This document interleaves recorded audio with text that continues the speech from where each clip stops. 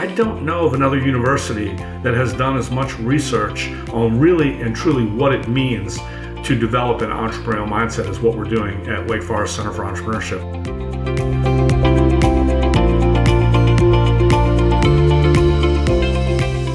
Hi, this is Dr. Jed Macosko at Wake Forest University and Academic Influence. And today we have Dan Cohen, a good friend of mine from Wake Forest, who is doing all things entrepreneurial within academia. So a lot of people might wonder how that looks and whether entrepreneurs are born or whether they are made in college. And so I just want you to talk about your role and how you got there. So go for it.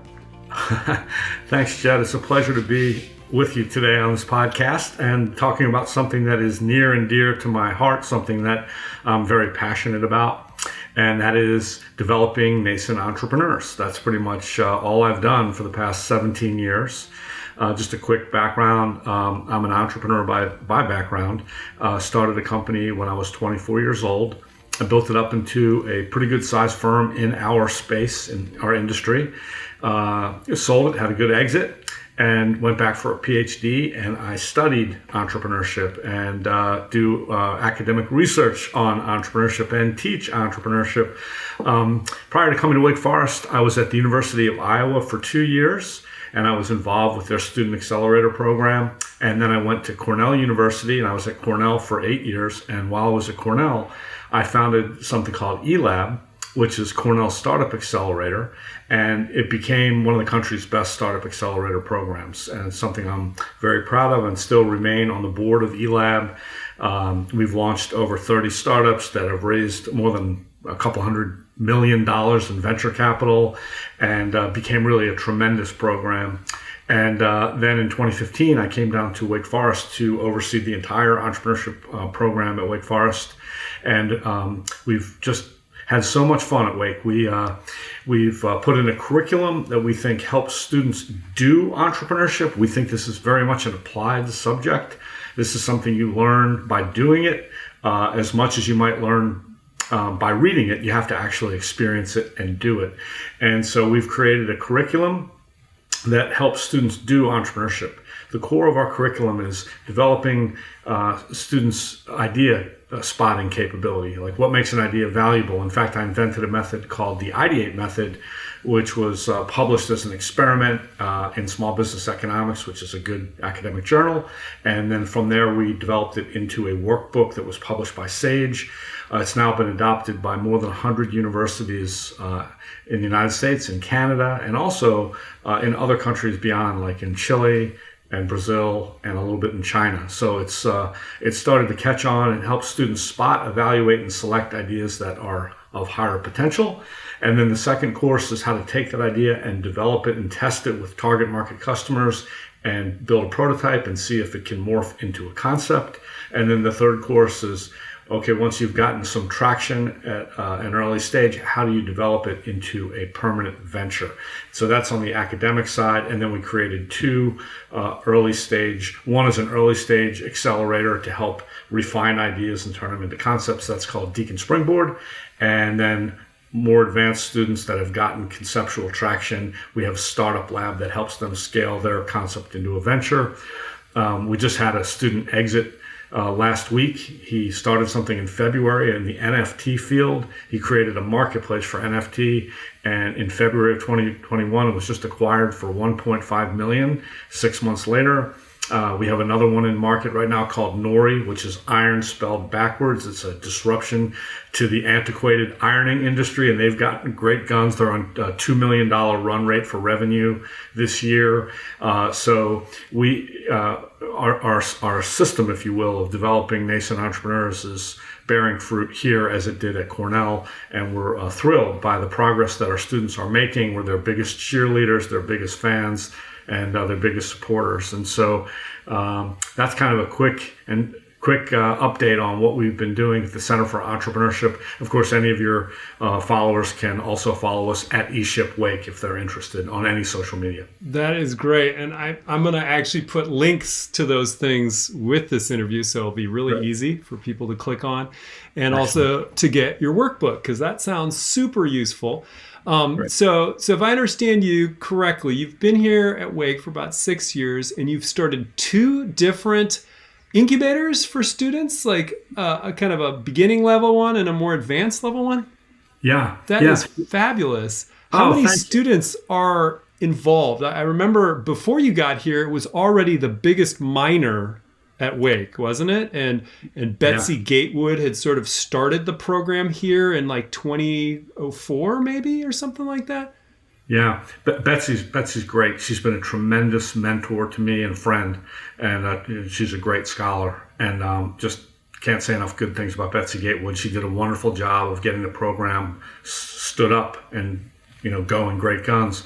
When I took over the program, it was the largest minor with about 180 students. And Jed, I don't know if you're aware, but we're now over 330. No way. No, I'm not aware. I know that there are good things happening, but this is such an encouraging time for me to hear the details. So 330 students, that is incredible. And do they get plugged in? Like, do you have these 330 students sort of as they go through from freshman to senior year, or do they kind of balloon out and their junior and senior, you get more of them? Or, I mean, how many students, go through the program like that, like more in the sophomore and junior years jump on? So it's kind of a challenge in a way, because we have so many students, and the university has really gotten behind us. We had until last June, I was the only full-time faculty member associated with the program, and then we got another permanent line for Greg Poole, who was a visitor, who's been just an integral part of the growth of our program. He's a wonderful colleague and great entrepreneur, transitioned to academia similar to me. And so Greg joined me full-time July 1, and now we're hiring 2 more this year. So in the span of about 13 months, we're going to go from 1 full-time faculty member to 4, and that will really help us handle the demand for entrepreneurship. And so we have a speaker series class, which I'd love to invite you to come out to in the spring. It's basically a lot of our successful young alums that are maybe 26, 28 years old. They've started a company in college, and they've scaled it, and they've raised capital, and maybe they're looking at an exit. Then they come back to share their story, and they're old enough to have accomplished some really amazing things. They're super impressive people. And I think this may be my bias showing through here, but I think entrepreneurs are particularly impressive at that young age of 25, 26 years old, because they face so much adversity, and they've overcome so many little failures along the way. And they learn how to sell themselves. They learn how to cope with adversity and failure. They learn how to bounce back. And they really have a great story to tell. And we ask them to tell the unvarnished truth. We don't want to just gloss over the hard parts. We want them to give a real account of what this life is like, because we feel very strongly that we're not trying to sell entrepreneurship on our students. We're just trying to expose them to entrepreneurship. And we think a really good outcome is for a student to look at it and say, you know what? That's not for me. That ties my stomach into knots. I don't like that feeling. We think that that's a really good outcome, because we're not trying to sell them on this domain. We're trying to expose them to it. And then for those where there's a strong passion and fit, then we really want to kind of help support that. And if people are not feeling like it's such a great fit, they can still develop an entrepreneurial mindset. Doesn't mean they have to go be a founder. They could be an entrepreneur within a larger organization. And so we now are growing with our faculty, and that helps us. And to answer your question, the speaker series, we get them in sophomores in that class. And we had 220 students in that class last spring virtually. So it's become, I think it might be the biggest class. If not, it's one of the biggest classes at Wake. And so that's the gateway class. They take that class, and they get excited, and they get turned on, and then they go into the core courses. Gosh, that is great. Well, 220 120 students coming through that class, and that was with everybody masked up in social distance. I mean, where did you do it that you were able to?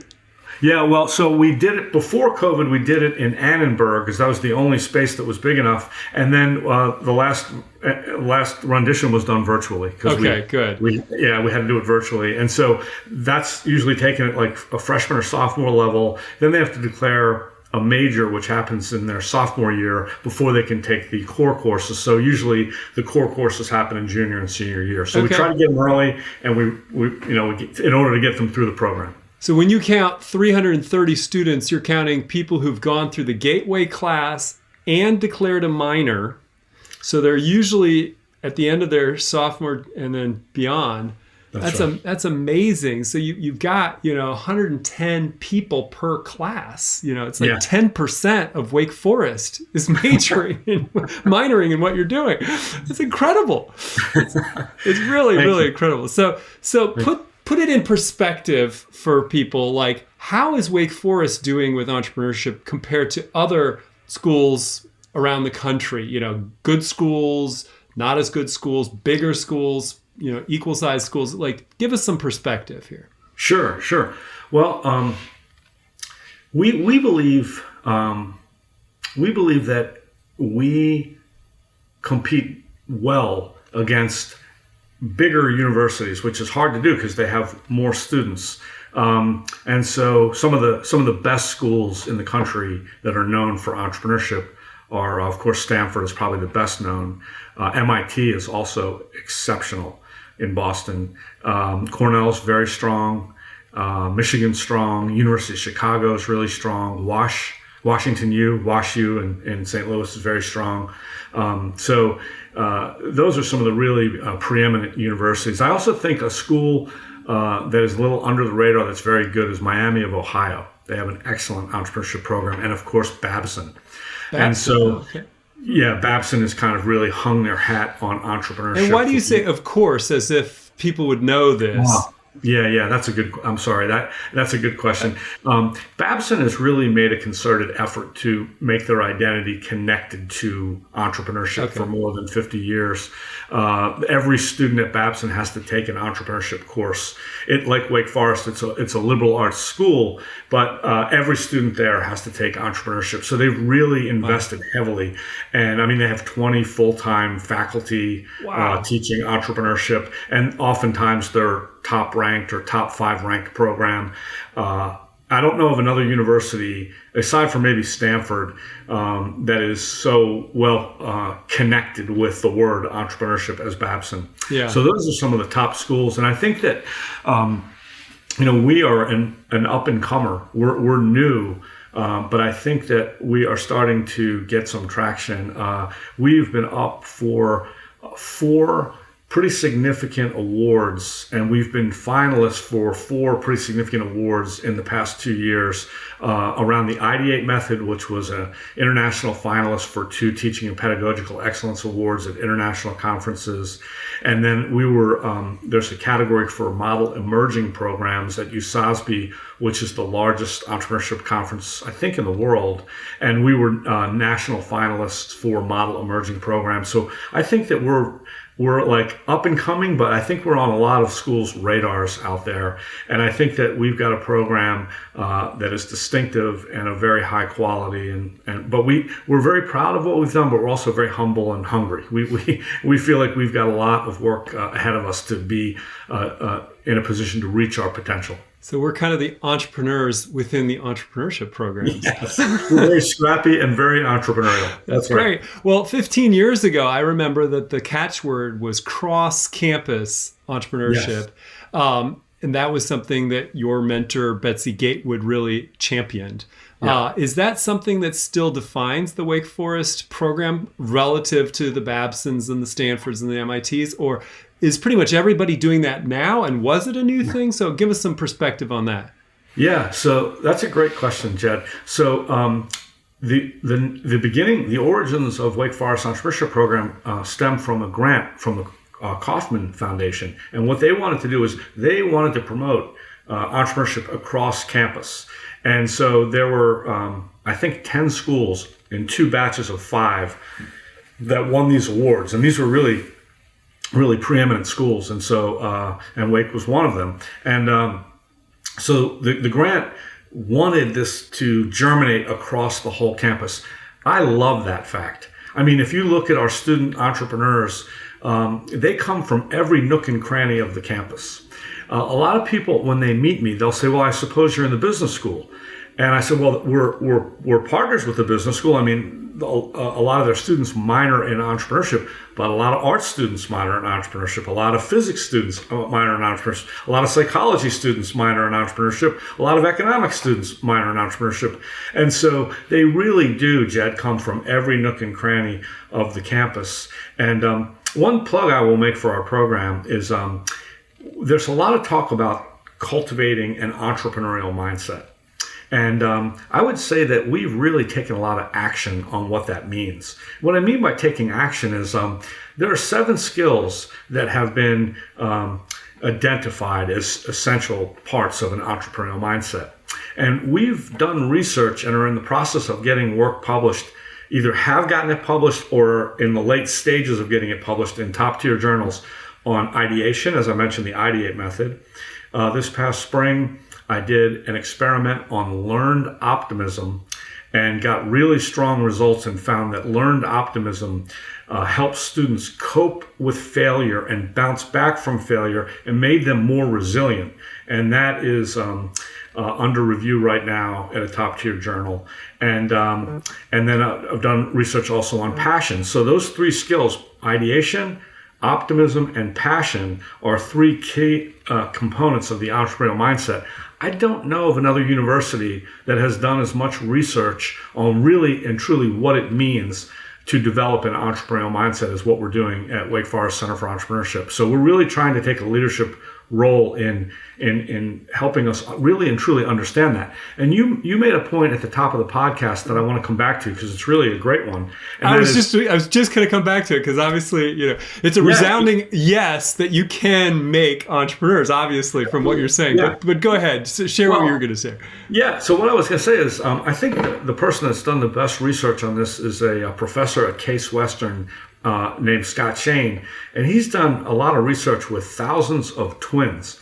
And basically what he's found is that entrepreneurs are mostly made. There is some innate talent. It's about 1/3 innate, 2/3 nurture.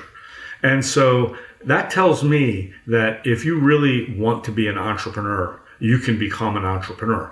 The innate talent might separate great entrepreneurs from good entrepreneurs, but if you want to be an entrepreneur, there's enough research out there that indicates that that's absolutely something that can happen.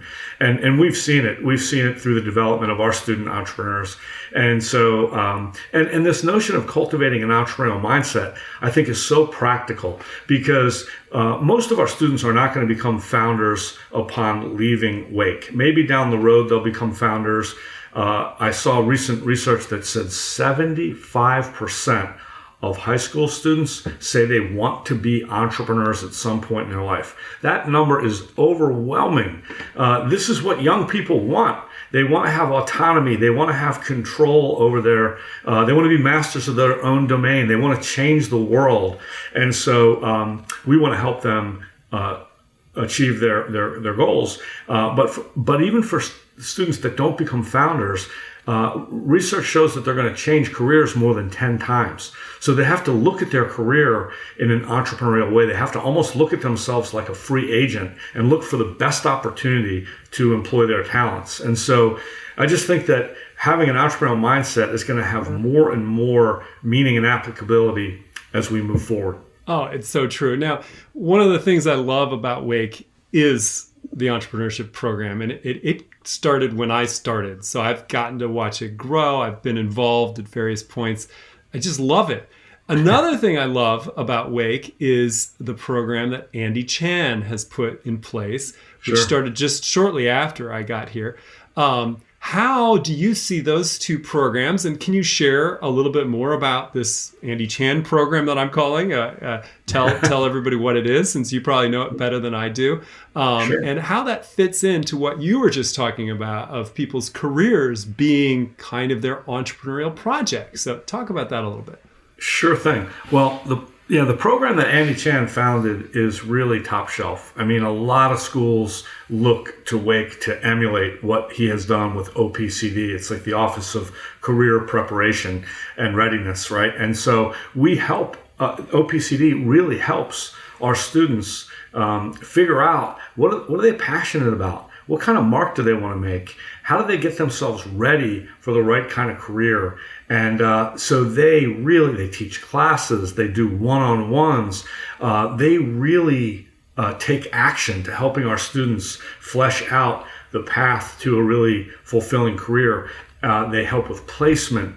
They help with internships. I mean, it's really a robust, excellent program. And we work very closely with OPCD. In fact, I just had a meeting with two colleagues from there and talking with Heidi Robinson and other colleagues over there and talking about doing a business etiquette dinner where we would teach our entrepreneurship students how to interview, how to go on an evening dinner meeting and learning all about dining etiquette and things like that. Just little tweaks that people may or may not know, but certainly are valuable when you're in that situation. Maybe you're talking to some investors and they want to take you out to dinner and you want to show that you're comfortable in that environment, in that setting. And so they approached me, Molly and Heidi approached me and said, would you like to do an etiquette dinner for your 105 class and teach 220 students all about dining etiquette in a business setting? I said, sure. How can I say no to that? Yeah. And so they're wonderful colleagues. And I think I think it's a mark of distinction for Wake Forest. I think it's something that really distinguishes our university. And it's an absolute strength of Wake for sure. Absolutely. That's why I love those two programs. And they work so well together because you have this OPCD, the Office of Professional and Career Development, that helps everyone. Should help everyone. If anybody wants help, they can get help. Yeah. Whether they're going to, they're going to be an entrepreneur and they like that risk and that taking entrepreneur, entering and taking, and other people are just like, no, I just want to work at a company. I want to be a piece of a larger, thing. And I don't want to have to take the risks. Right. That's not my thing. So they're helping both of those groups of people. And what a blessing for the entrepreneurs that you are in charge of to have that service to help them learn dining etiquette, to help them learn interview etiquette, to help them know where their passions are. I'm just thrilled that we have both of those things on our campus. It's really like a perfect storm of good things to happen. And they both kind of happened, since I've been here, and it's just been really fun to watch. Now, that all sounds like roses. Is there pushback? And is there pushback at every university that has an entrepreneurship program? And what is that kind of pushback? That's a good question, and it's a fair question. And I think what's happened is I was recently at a conference at Notre Dame, and a colleague that studies this, so I don't know this firsthand, I'm hearing this secondhand, that entrepreneurship is the fastest growing academic discipline in history. It is taken off like a laser. And so I think in the late 80s, very few universities even had a course on entrepreneurship. And now, if you look around the country, what you're seeing, Jed, every university has courses on entrepreneurship. And it used to be that minors in entrepreneurship, like our program, were the status quo, and most schools started to have a minor in entrepreneurship. Now, you're seeing a lot of majors in entrepreneurship, and now in the last 2 to 3 years, you're seeing schools of entrepreneurship. Florida State has a school of entrepreneurship. Drexel has a school of entrepreneurship. Iona College, I think Western Washington, they all have schools of entrepreneurship. So it has taken off like a rocket ship. And I think anytime that happens in a very traditional environment like the academic environment, there are going to be naysayers and there are going to be people that are going to have their doubts about it. But I think what's happened is there's been enough demand from students. There's been enough academic rigor now where we have several journals that have comparable impact scores as the more traditional business disciplines of like management and HR and accounting, and entrepreneurship journals are starting to have similar impact scores. It's starting to be looked at as its own discipline. It used to often be almost like an underling to management or an underling to strategy. And now a lot of departments are just standalone entrepreneurship departments. And so what I think has happened is the naysayers have dwindled. The pushback has backed off. And I think in large part, you can't deny the demand. This is what students want. And some people say, well, it's pretty skill-based, and I don't know how much academic legitimacy it has. It's not so theoretical. This is, as a skill, and, maybe not the right thing for a university to invest in. But I think what's happened is the overall success of entrepreneurship has kind of established itself and taken hold. And so we're seeing less and less pushback every day, and more people that just think, like you think, that it's a really good thing. Yeah, it is great. And I don't want this whole interview to be like an advertisement for our programs here, but I'm honestly just so excited, and I knew it would be fun to hear from you how things are going. So thank you so much for taking some time today and just having a fun time talking about what you're doing and entrepreneurship as it's now coming on the scene. So thank you. Jed, absolutely my pleasure. It was a great time talking to you about what we do here at Wake Forest. Thank you for having me.